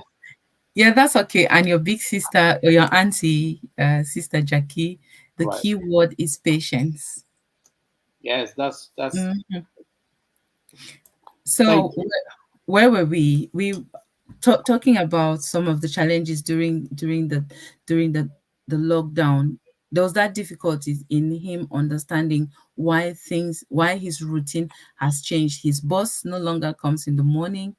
He has to get up, there has a bath, and get back into his normal clothes, not his school uniform. And then with all the masks and people washing hands here and there, and then him not being able to go to the shop as often, because one of the things he loves is to go to the shop to buy his favorite Haribo sweets, Yeah. or to go and get a pizza. So it was hard. There was one day, and when I say it was hard, was constant crying, constant meltdowns.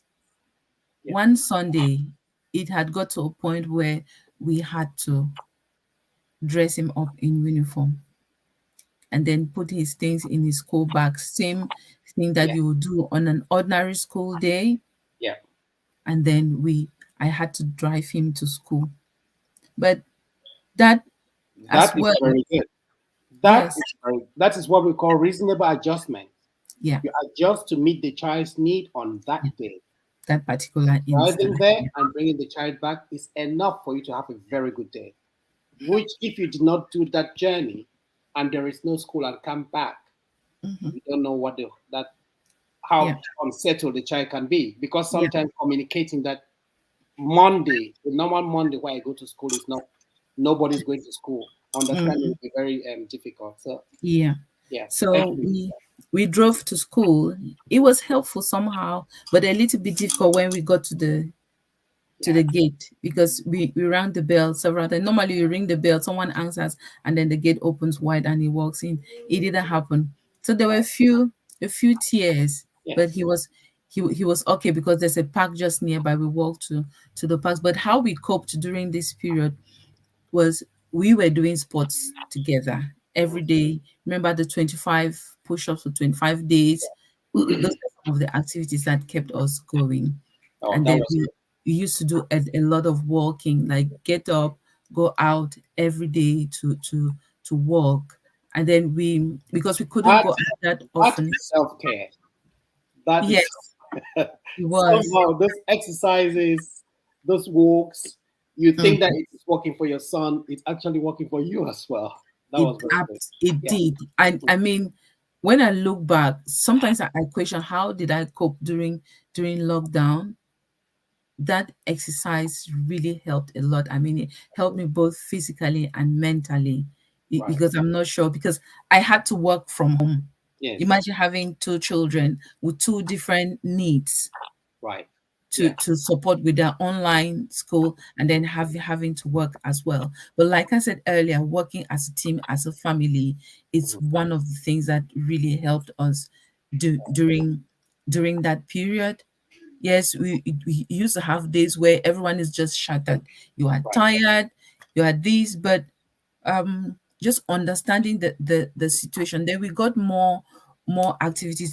They used to send him activities online Mhm. to do at home.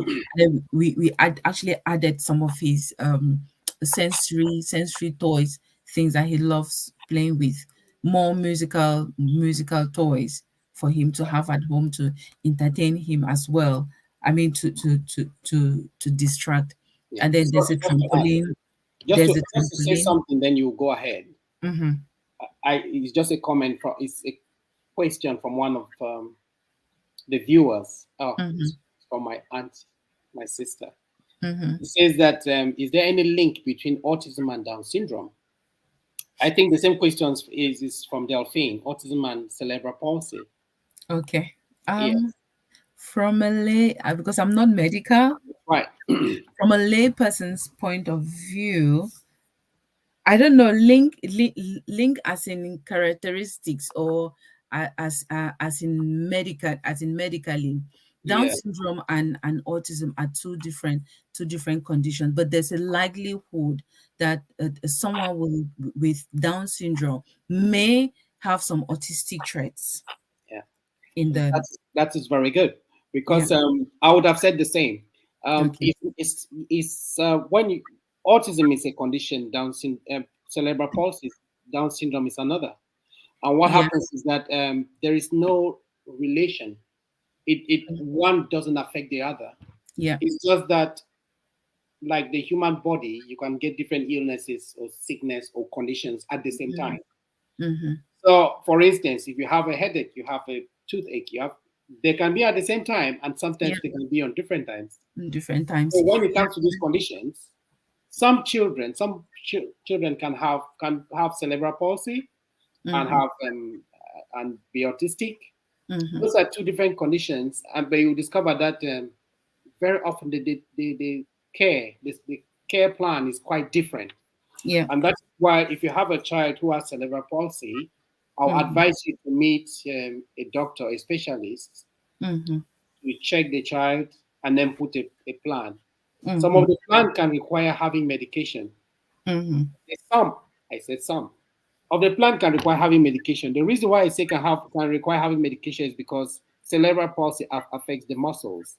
And because it affects the muscles, there are some medications that you can take to relax or to stimulate the muscles. So that one is crucial. You can do that. And when that child is having that, it is for the cerebral palsy, not the cerebral palsy autism. They are not together. For Down syndrome, I don't know some of the terms. When I'm talking of cerebral palsy, I hope we understand. I don't actually know the definition, but I can describe it. I don't know the definition, but from a parent with a child with a whole stuff. So if I have to liken autism and cerebral palsy, autism is a neurological condition. Cerebral palsy is a neurological condition as well. So there's a likelihood that someone with cerebral palsy will have autism or will be autistic, because if I have to explain from the point of view of Prof, yes, he's autistic. He has epilepsy, has cerebral palsy. Those are all neurological conditions. So it comes from somewhere from the brain, but it affects them differently. So when they say autism has comorbidities, cerebral palsy, epilepsy are some of the comorbidities or co-occurring conditions. So they can live alongside autism, cerebral palsy, and epilepsy. They live alongside. They're like brothers and sisters to autism. But it doesn't mean that every child with autism or every child with cerebral palsy or Down syndrome will be autistic, but there's a likelihood that they will have some autistic traits. Oh, thank you so much. And again, from my layperson point of view of understanding, and as someone who has been pregnant several times and had to undergo some tests, autism you cannot tell if your child is autistic whilst you are still pregnant. So there's no test to do or to perform on a woman when she's pregnant to see if your child is autistic, but there's a test to perform Even to for see if your child has Down syndrome. Oh, thank you very much for that. And just to add, when it comes to Down syndrome, also it's a neurological condition, and what happens is it doesn't require medication as well. However, they can have other conditions that require medication. So I'm just putting it out there so that parents don't think that when your child has a condition, the first thing you run to is a medication that would treat them. Because when you get disappointed now, you start thinking that you start following that world order that things are supposed to be this way and it's not. Anyway, 𝗂𝗂𝗄𝗏 is talking about there's a lot of stigma and discrimination. So when we are creating this awareness or this self-acceptance, it is very important for families to know that when they discriminate us, or when we are walking this world of discrimination, it's pathetic because when you join the bandwagon of identifying a strength in something, then you know that you are instead doing well rather than not doing well. Then somebody mentioned that not all children, I think it should be Anila, that not all children with autism are struggle academically. Yes. I would just like to add that there is something we call a servant. If you can check the definition of a servant, who is a servant? These children or these people, you think they are so smart, very intelligent. We call them servant because when you ask a boy 5 times 3 million, 5 times this, and then they're just giving the answer like this without thinking. When you're a parent, you have to think about how come the child is giving these answers without thinking. Sometimes when you go to do the assessment, then you discover that the child is that smart because of this condition called autism. We have a boy in London. You can check online. You see there's a man in London who was taken in an helicopter. So it was less than 10 minutes across London Bridge. And when they stopped the other side, he sat down and he drew. He made a drawing, and the tallest building, he was able to draw the number of windows on that building. Yeah. So he has a pictorial mind. His mind snaps. So these are forms of smartness, but it doesn't mean that they are not autistic. Yeah. It means the autism is coming out in another way. It's giving them other way of expressing themselves. Some could write, some could speak. There is somebody who draws, who is doing his drawings smaller than the pin of the eye of a needle. So he's using a lens to do drawings simply because that's the way he feels comfortable. He's actually an autistic guy as well. So you discover that the people we call servants are those ones who autism has made them to channel their energy to something else, and they are like masters in it. So when you have that, you still have to celebrate how they struggle. By the way, for every one of those people, if you try to ask them how they cope with life, you'll be fascinated that somebody like that can be that intelligent but cannot speak in public, or can be that smart in writing but doesn't want to talk to anyone, or they will still have some form of problem with communication, social interaction, like the definition says. Is there something you want to say so that we round up, please? Or because I don't want to chop a lot into your time and your day, because I know your boy should be somewhere around you, hitting the floor, asking you to come out.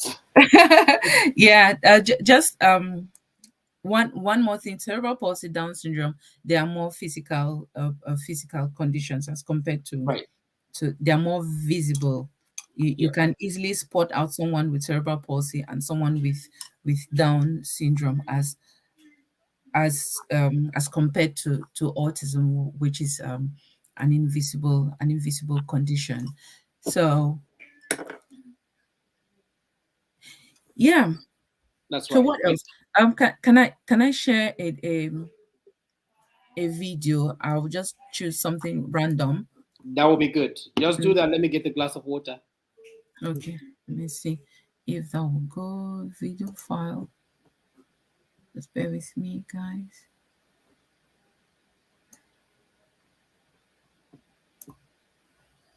While I'm doing that, let me just play some music while.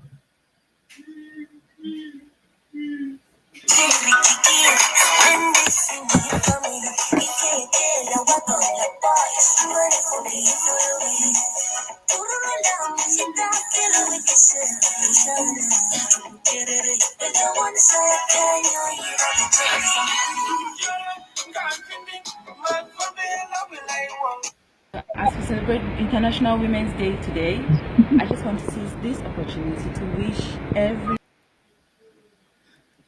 that that was an International Women's Day video of 2016, which I was wishing a special greetings to every woman, every mom out there who is taking care of a child with autism or special needs. So, okay, so just bear with me, guys.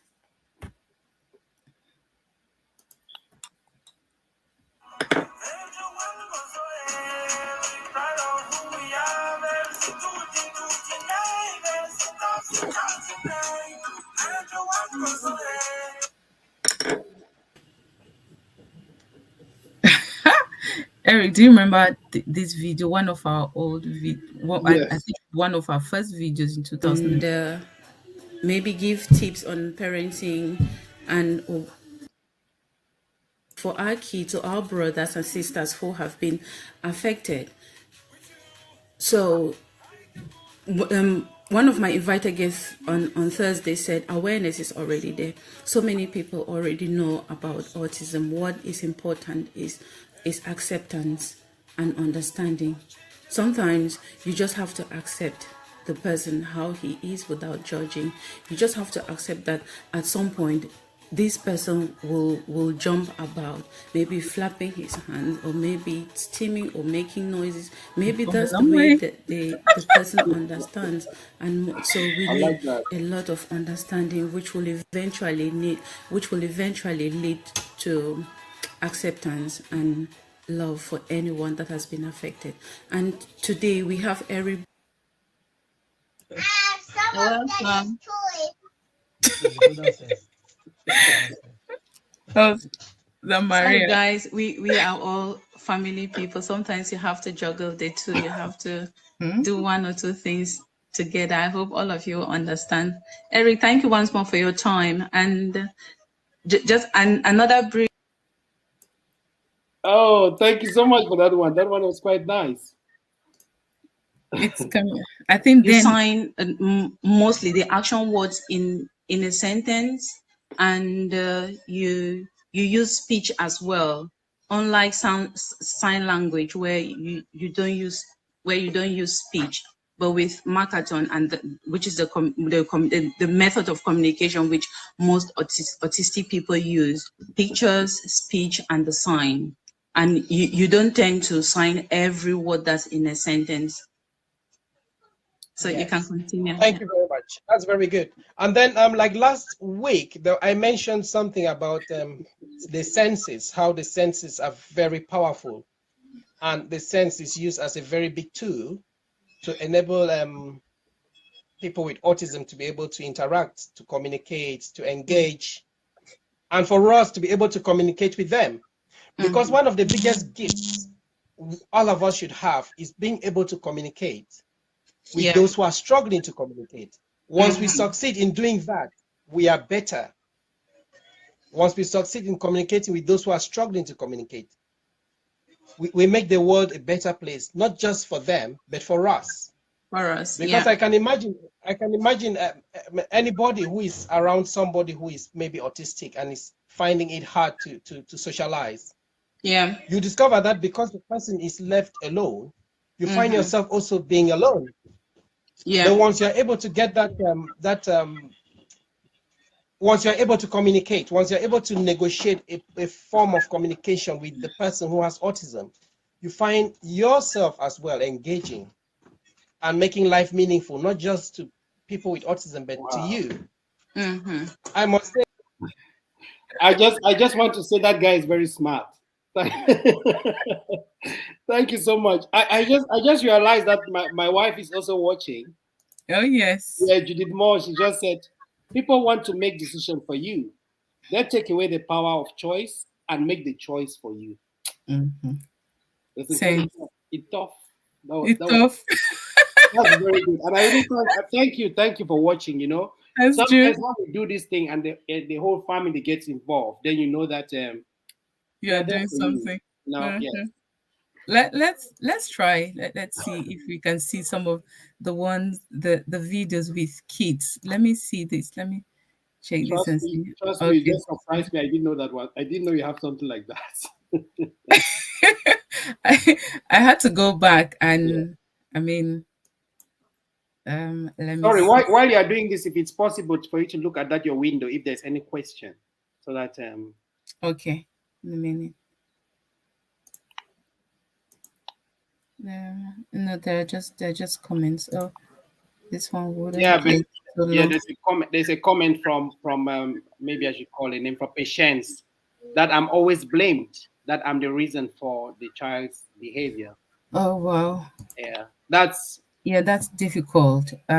Patience, put up your hand. That let them blame you, but at least when you discuss with people, you know that you know the truth. Mm-hmm. It's autism. Okay. So Okay. this one, the volume is not too good. So I along this journey, along this journey, I don't only include I don't only involve others, but the siblings as well. So that's he then he was 9, he's 11, he's 11 now, going to 12. So he's very good with his brother, and he has actually learned about autism, and then he's also raising awareness and encouraging love, understanding, and acceptance for everyone that has been affected. So in 2019, we had that awareness session where he had done his PowerPoint presentation on how to support your brother or sister who is autistic at home. So he did a presentation at the school assembly to his classmates. So that was him there doing his presentation, and then I was just there to support him. That's quite good. That's really good. Mhm. Yeah.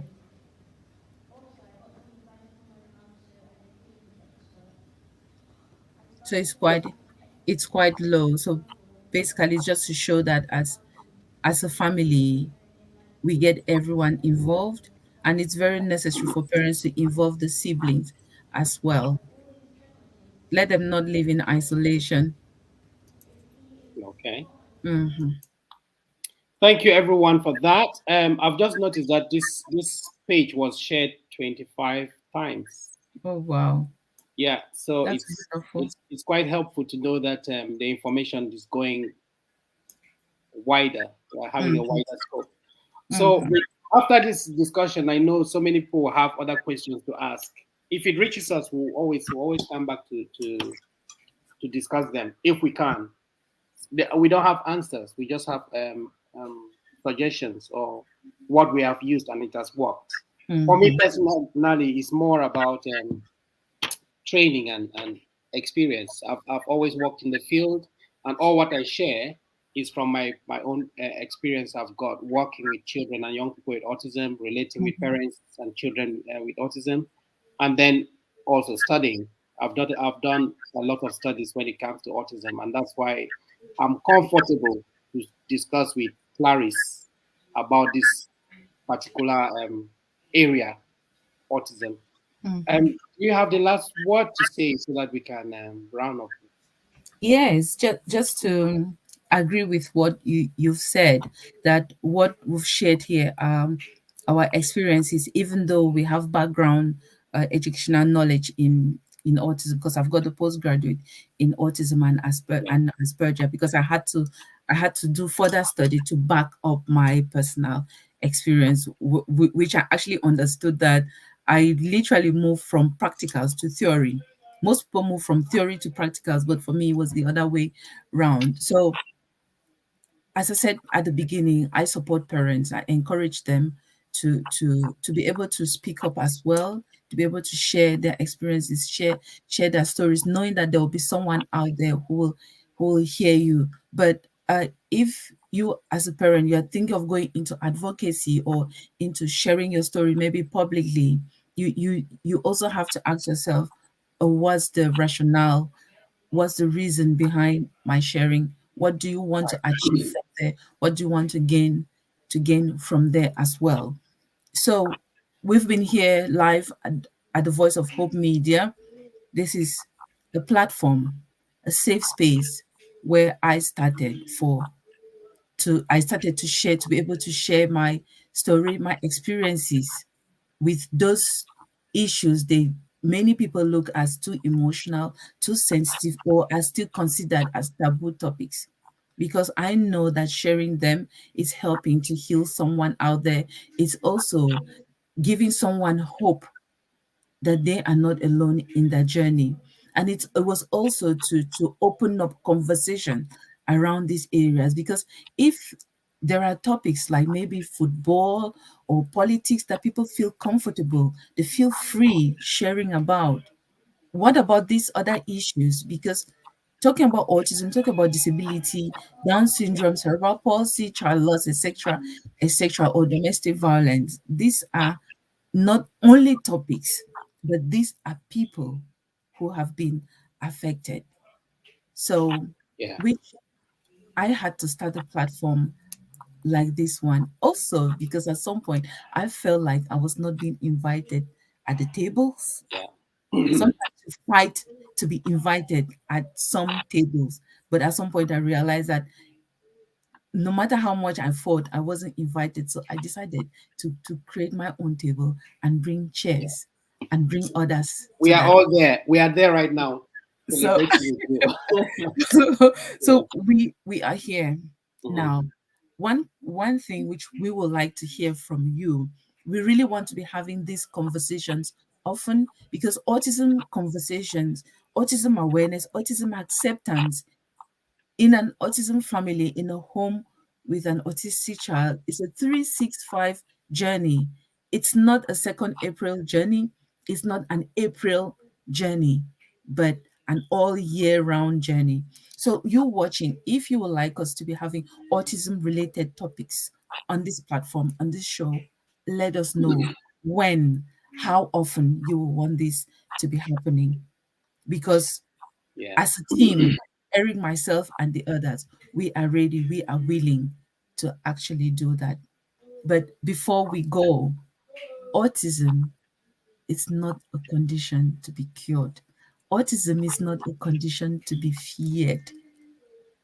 Autism, in a nutshell, is a child to be loved, to be understood, to be accepted, and to be included in every activities in our homes, in our communities, in our families. So I that's love all I I can love say. I love the passion because the way you have just put it, that is the way, that is what it is. Yeah, that is what it is. But I Yeah. would just say I would like to thank you for this opportunity for me to be a, did you call me a host? Are you A right? host. It's the first time in my life. But what I want to say is I just wanted this opportunity to bring out your voice. The reason is, since you started this platform, you are providing a platform for others to speak while you just ask them questions. And I just thought, these people don't know what this lady is made of. And I'm sure today, from today, they will know your name because, in a way, a lot has come of this, which I have been able to learn. And I think so many people I've been watching have been able to learn. I would just like to thank my family. I can't imagine that my mom has watched me online from Cameroon for more than 2 hours. My wife is Well, online. Thank you so mom has much. always been very particular about Yes. about Yes. me. So I didn't expect her to miss this. Yeah. Then my younger ones, my sisters, they are online watching. Thank you Mhm. guys so much for the support. And And First Lady Joe. I called her before them. I said my wife Judith has been watching. Okay. Yes. Uh-huh. Thank you guys for this support because, that's the way to go. The future can only get better if we are, understanding different aspects of life. Getting into the world of autism is an aspect of life which we have to understand it, and then we'll be able to embrace it and support ourselves and support others.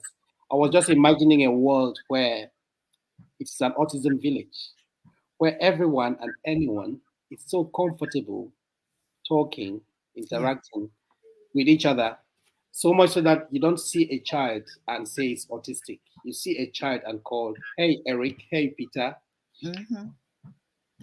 or a picture. So much so Yes. that life is so comfortable for everyone. Mm. Because I just think, most of these autistic young people, when they look at us, they say, this one is so mean in their heart. Mm-hmm. Simply because you have seen somebody and you actually know that this one is non-verbal, but can say, and then you don't do it, and then you say hi. If we have an autism village, it will be an interesting world. It will Right be. now, I can think of most of the French people on this platform. I discovered that there's some watching in French. I'm so Mm-hmm. sorry that I'm not that bilingual, but it would have been a better opportunity for me to share the same knowledge in French and maybe other languages, because at least I've noticed one of my Polish friends watching and Okay. whose English is not very good. So if it can be translated to other languages in the future, it will be a very good platform for us to share knowledge and ideas. Thank everyone who is watching, and I hope we have another session pretty soon. Yeah. So I would like you to thank people, and then you end it, because although I'm the host, you are running it from your side. Okay, that's fine. So I just want to use this opportunity to say a special thank you to each and every one of you. So many of you watching, because we've been live here for 2 hours and a few minutes on Facebook and on our YouTube channel. So thank you. I can't say thank you enough, because you've been here, you've been glued onto your screens watching, and then not only watching but commenting and also sharing your own experiences.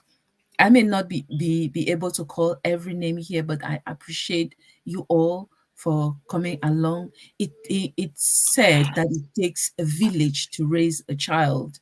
It takes a child with autism to raise the consciousness of that village. So we are that village. We cannot let this die, because these are our children. So let's come together and be that village wherever we are. COVID taught us that there can be a virtual village. So we can come together and be that virtual village to support our children.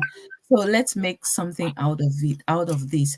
Thank you, all of you, for sharing, for commenting, and also just for cheering us along as the show went by.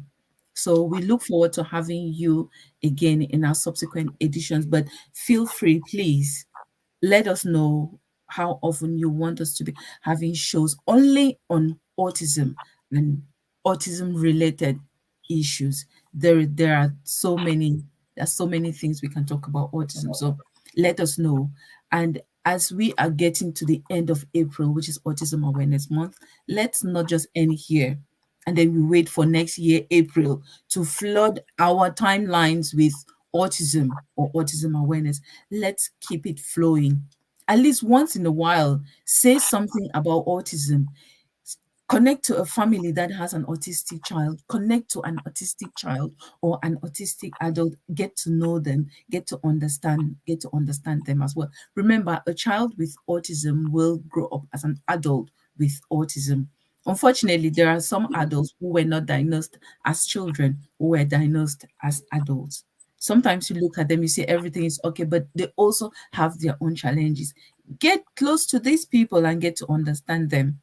Most autistics will say, for you to know more about autism, include autistic individuals, speak with autistic individuals and get their own opinions. Nothing about autism without autistics.